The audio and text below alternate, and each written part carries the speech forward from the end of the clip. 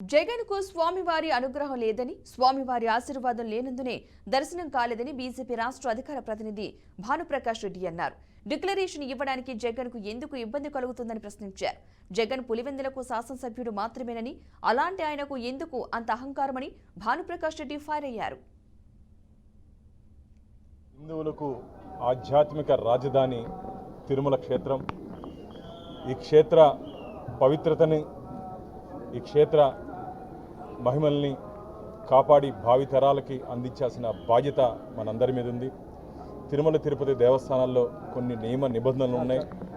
ఎవరైనా సరే దాన్ని ఖచ్చితంగా పాటించాలని చెప్పి మనకు చట్టాలు చెప్తున్నాయి. అన్యమతస్థులు ఎవరు వచ్చినా సరే ఇక్కడ ఉన్నటువంటి సాంప్రదాయాలను పాటించాలి. స్వామివారి మీద నాకు నమ్మకం, భక్తి ఉందని చెప్పి డిక్లరేషన్ ఇచ్చిన తర్వాత స్వామివారిని దర్శనం చేసుకోవాలని చెప్పి టీటీడీ నియమ నిబంధనలు చెప్తున్నాయి. కాబట్టి ఎవరు వచ్చినా సరే దాన్ని పాటించాలి. దయచేసి ఇది తిరుమల ఒక ఆధ్యాత్మిక క్షేత్రం. ఇక్కడ దయచేసి ఎవరు వచ్చినా సరే దీన్ని ఒక రాజకీయ క్షేత్రంగా చేయకుండా, రాజకీయ ప్రసంగాలు చేయకుండా ఆధ్యాత్మిక చింతనతోనే ఇక్కడ ఉండాలని చెప్పి మేము కోరుకుంటున్నాం. కొందరికి ఇక్కడ ఉన్నటువంటి సాంప్రదాయాలు తెలియవు.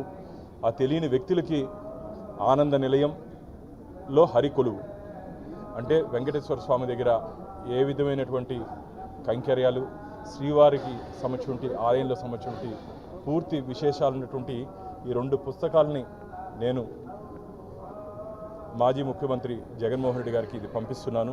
వారు దీన్ని చదివి ఇక్కడ ఉన్నటువంటి సాంప్రదాయాల్ని, ఇక్కడ ఉన్నటువంటి ఆచారాలని పాటించాలని చెప్పి ఒక గోవింద్ భక్తుడిగా, ఒక వెంకటేశ్వర స్వామి భక్తుడిగా ఖచ్చితంగా నేను కోరుకుంటున్నాను. ఎవరే హిందువులకు